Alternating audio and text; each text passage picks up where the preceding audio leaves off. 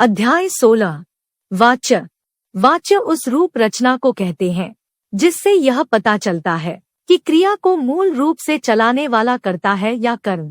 हिंदी में 3 वाच्य हैं। 1 कर्तृवाच्य, 2 कर्मवाच्य, 3 भाववाच्य। 1 कर्तृवाच्य।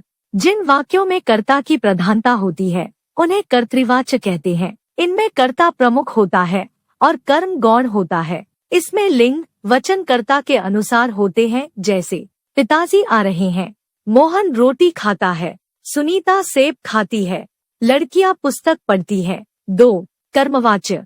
कर्मवाच्य में कर्म की प्रधानता रहती है। लिंग वचन कर्म के अनुसार होते हैं।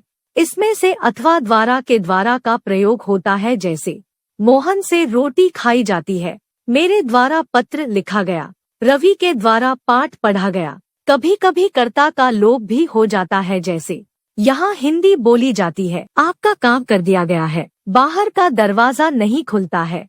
3 भाववाच्य। इस प्रकार के वाक्यों में कर्ता और कर्म दोनों अप्रधान होते हैं, इसलिए इसमें केवल अकर्मक क्रिया का प्रयोग होता है।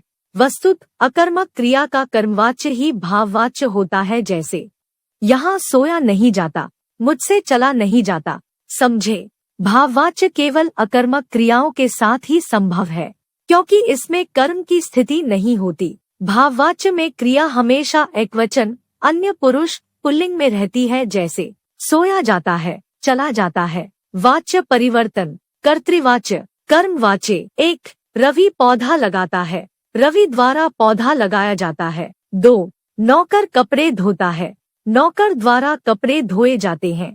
3 प्रेमचंद ने कहानियां लिखी, प्रेमचंद्र द्वारा कहानियां लिखी गई। 4 मैं किताबें बेचता हूँ, मेरे द्वारा किताबें बेची जाती है। 5 मैंने पानी पी लिया, मेरे द्वारा पानी पी लिया गया।